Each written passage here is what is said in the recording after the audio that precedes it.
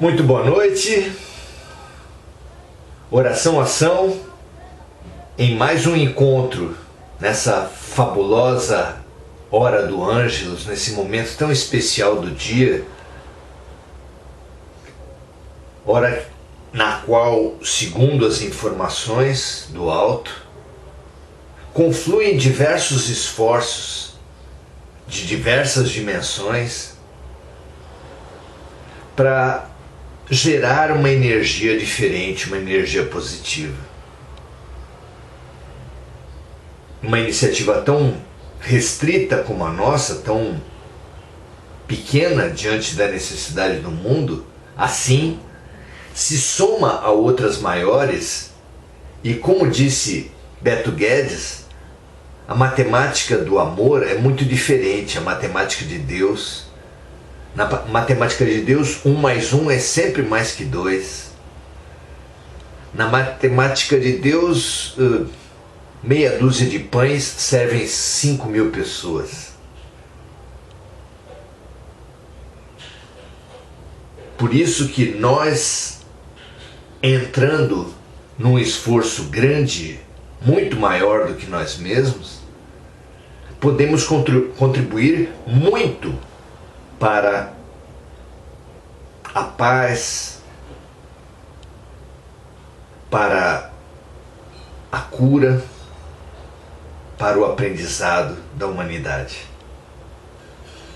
Eu creio, e vocês também?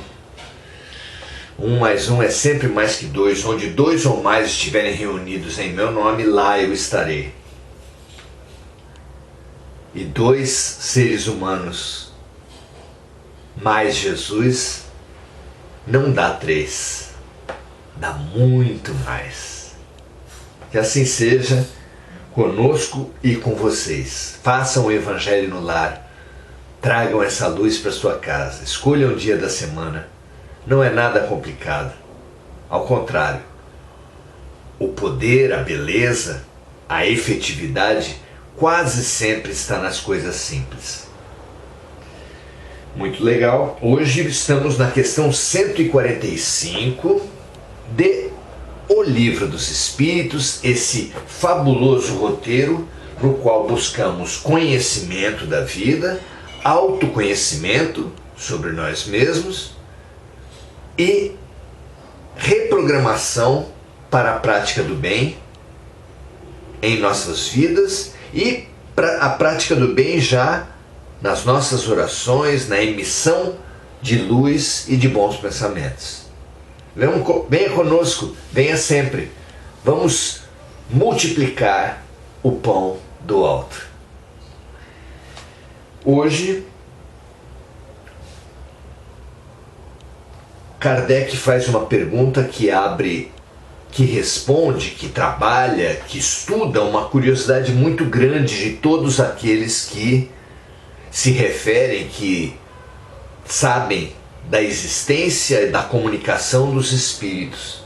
Ora, se espíritos de luz, se espíritos muito avançados podem se comunicar conosco, e mais, se as grandes conquistas da ciência, da filosofia, da arte, antes de tudo, possuem matrizes do plano espiritual, como falava o filósofo Platão, o plano das ideias. Por que as revelações, as descobertas vêm tão insuficientes, vêm tão contraditórias? Por que é tão difícil alcançar avanços efetivos se os espíritos podem se comunicar conosco e se há espíritos evoluídos que têm contato com o avanço? Por que esse avanço não ocorre mais rapidamente, mais profundamente? As pessoas geralmente pegam grandes temas como a cura do câncer e perguntam por que então os espíritos não nos trazem a cura do câncer. Os mais interesseiros falam nos números das loterias. Por que não? Não é?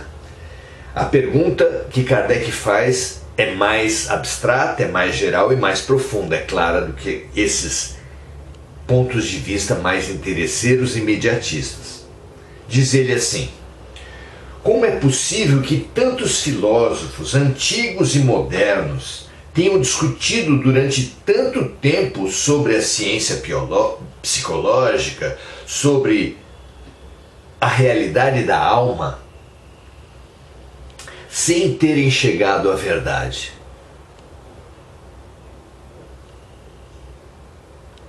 Esses filósofos, revelam os espíritos, foram os precursores da eterna doutrina espírita.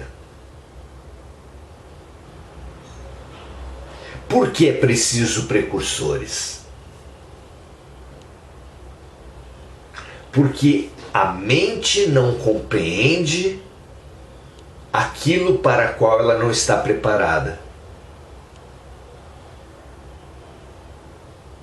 Mensagens, revelações, ainda que insuficientes, vão preparando a mentalidade humana para acolher uma nova revelação. Se com toda essa preparação já há uma perseguição aos luminares, já há uma distorção das mensagens trazidas por eles, imagina se o mundo espiritual não tivesse esse cuidado de enviar precursores que vão como que amaciando a carne, preparando o terreno, para depois do plantio poder ser mais efetivo. Se não houvesse essa preparação, as revelações seriam totalmente inócuas, inúteis. Então, revelam os espíritos para Kardec que os filósofos que estudaram a alma não chegaram à verdade, mas foram precursores da doutrina espírita, que só veio quando pelo menos uma parcela da humanidade estava preparada para a acolher. Só veio quando havia uma mínima possibilidade de êxito, senão seria algo que Jesus combateu ao dizer: não atireis pérolas aos porcos. Não é? Significativo. Então, dizem os espíritos que os estudiosos da alma foram os precursores da eterna doutrina espírita. Eles lhe prepararam os caminhos. Prepararam na mentalidade, na sociedade. Prepararam ao fazer nascer cada vez mais almas mais sensíveis ao tema. Além disso, eles eram homens e, como tais, também se enganaram ao considerar suas próprias ideias como sendo o conhecimento máximo sobre o assunto. Claro, Deus é como uma cozinheira, para afiar uma faca afia duas. Deus é como nossas mãos, quando precisamos limpar uma, limpamos duas. E é dessa forma que as ferramentas das quais se serve o alto para nos trazer revelações, descobertas, no próprio processo da revelação vão se aperfeiçoando. São insuficientes esses seres, mas a revelação também é feita para os aperfeiçoar, para os melhorar. Isso acontece em todos os campos: científico, religioso, artístico. Então, dizem eles, eram homens e, como tais, também se enganaram ao considerar suas próprias ideias como sendo o conhecimento máximo sobre o assunto. Porque a nossa humanidade é doente da doença do egoísmo, da arrogância, da prepotência. E os luminares não conseguem fugir completamente essa regra, a essa grande arapuca da vaidade. Não é? Mas continua a resposta.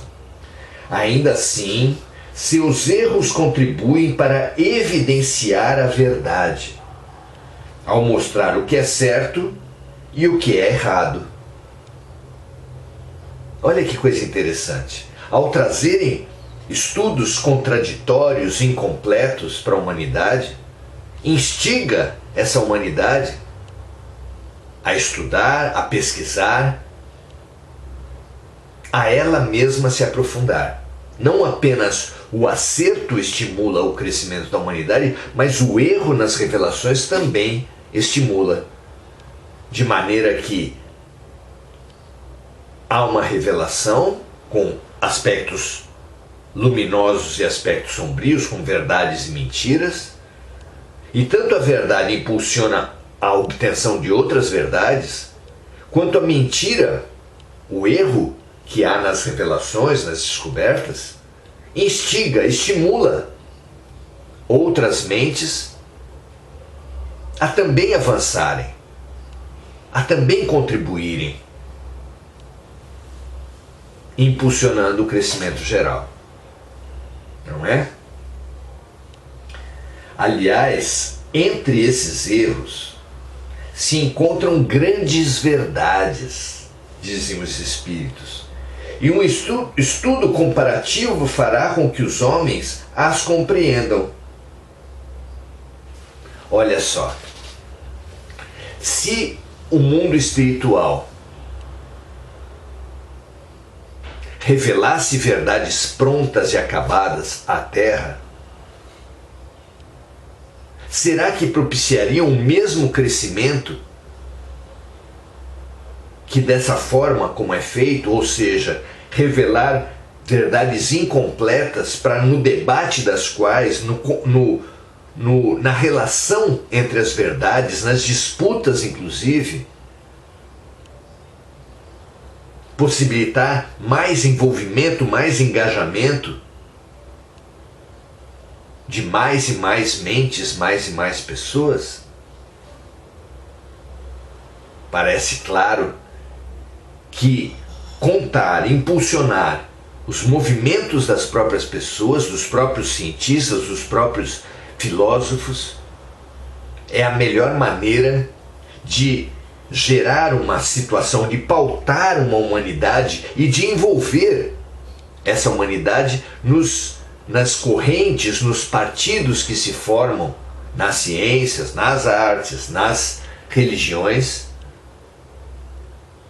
porque assim é que Deus usa a vaidade, usa o ego, a vontade de ter vitórias, de ter conquistas, de ter avanços, como impulsionador desses verdadeiros avanços, desses progressos. Não é interessante? Pense a respeito disso. Não apenas as revelações obedecem ao estágio, ao que as pessoas estão preparadas para receber, como sendo incompletas, favorecem que esse crescimento se acelere das pessoas, e assim as revelações incompletas vão favorecendo as mais completas.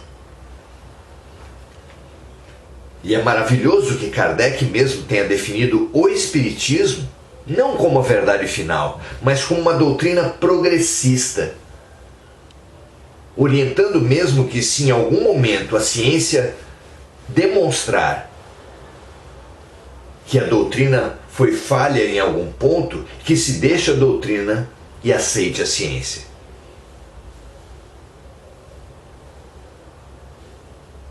Que verdade é apenas aquela que pode encarar os fatos frente a frente.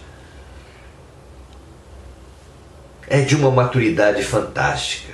Ao invés de nos agarrarmos à doutrina espírita como dogmas intransponíveis, insuperáveis, Kardec, junto com os espíritos, foi de uma humildade científica, reconhecendo o valor dessas bases, mas já propondo nessas próprias bases da codificação a certeza de que outros progressos viriam à Terra e que os embates, as dúvidas, os questionamentos favoreceriam desde que baseado em mentes honestas e não dogmáticas, favoreceriam o crescimento geral da humanidade. Parece realmente um método muito interessante, dar-nos avanços que nos estimulem por um lado, que nos impulsionem a mais verdades por um lado, e nos aspectos equivocados,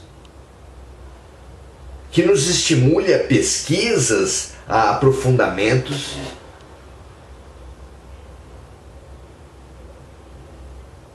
assim como funciona numa escola. Tanto favorecem o aprendizado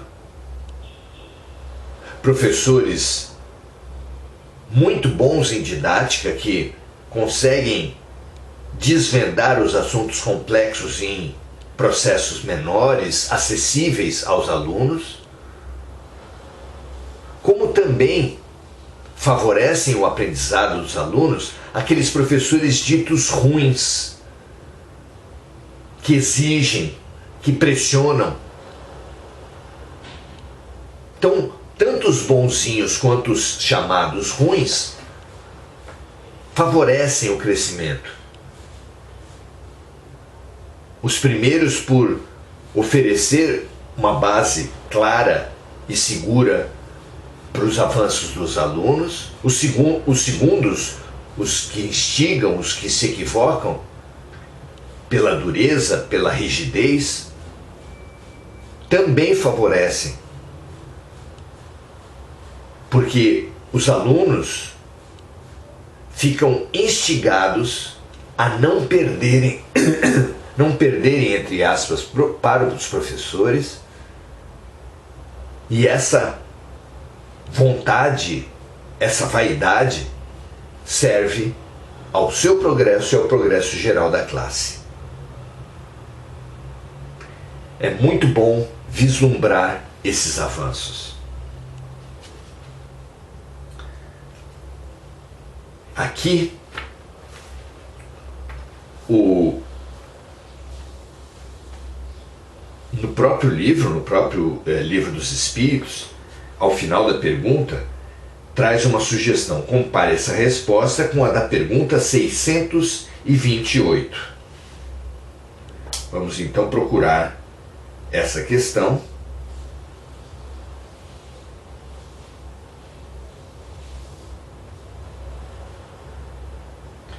E trazer essa contribuição para o nosso entendimento de como se dá esse crescimento,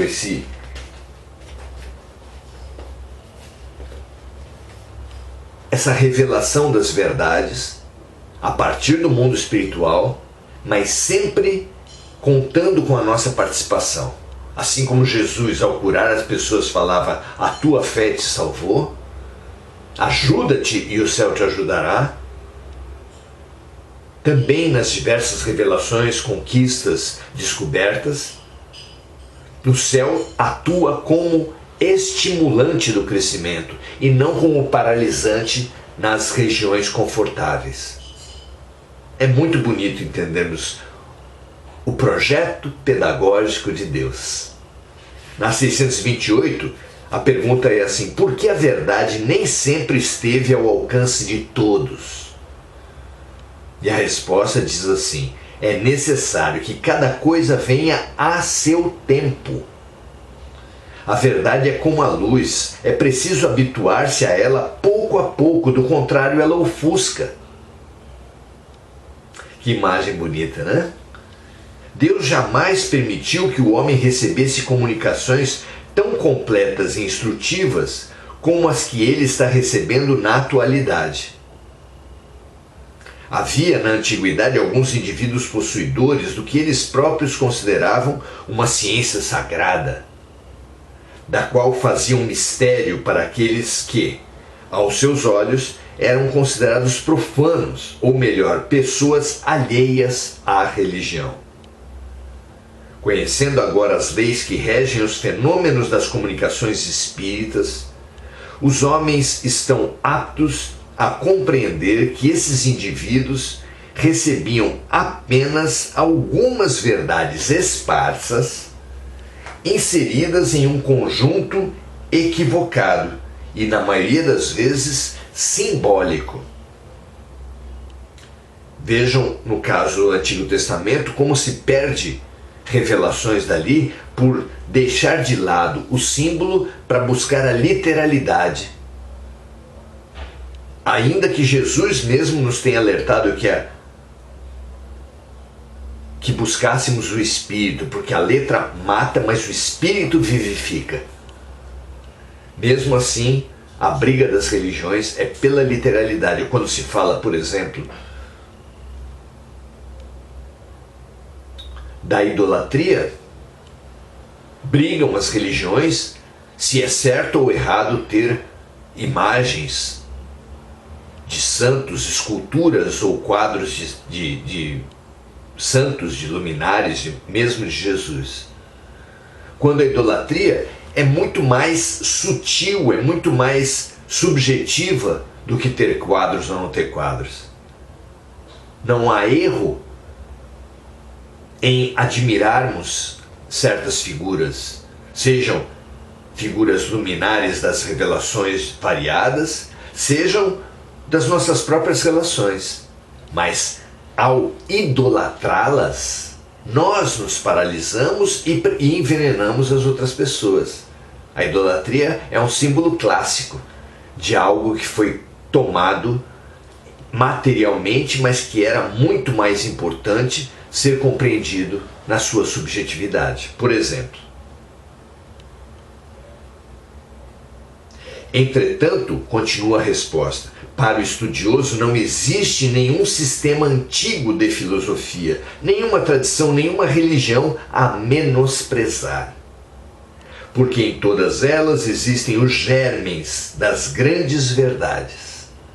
Muito parecido com a resposta que nós estamos estudando, não é?